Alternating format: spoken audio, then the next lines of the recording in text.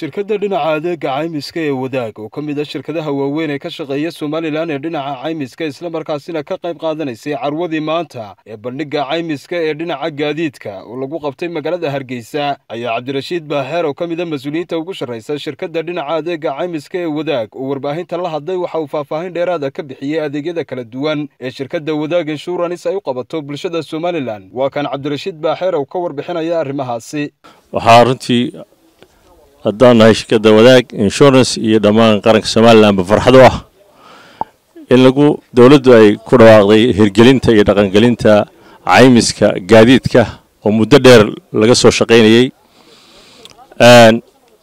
caymiska gaadiidka aynu wadanka ka hirgelinayna macnihiisu waxa weeyaan iskaashi iyo tacaawun ay bulshadu iska kaashato culayskii markii hore cid gaar ah ku dhici jiray ama reeraha iyo qabaylku ay qaybsan jireen runtii wuxuu noqon doonaa caymis ka qayb qaata dhinacyo badan oo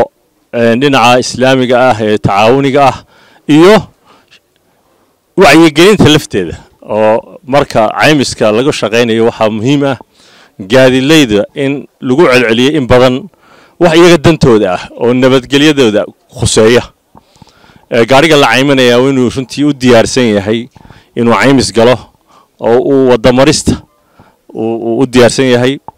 waxa marka la leeyahay maaha culays dheeraada oo qofka ku soo kordhay waa qofka badbaadadiisa iyo naftiisa in la badbaadiyo iyo dadka kale nabadgelyadooda in la badbaadiyo caymisku runtii wuxuu dan u yahay dhammaan bulshada oo dhan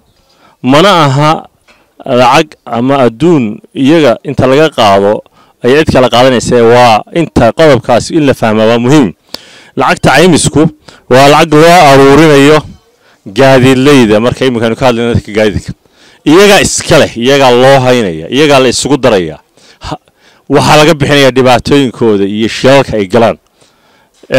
shirkaddan waxay ka tahay wakiil u haynaya oo maamulaya waxay ku leedahay kaliya khidmad iyo commission marka laga bixiyo dhibaatooyinkoodana wixii u soo haray haddii u soo haraan iyaga iska leh Wadaag company waa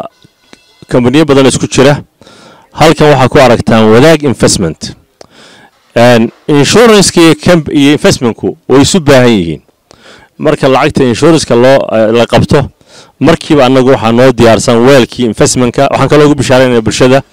in aanu shirkaddan u sameynay shirkad la wada yeesho oo laga qayb qaato oo share laga qaato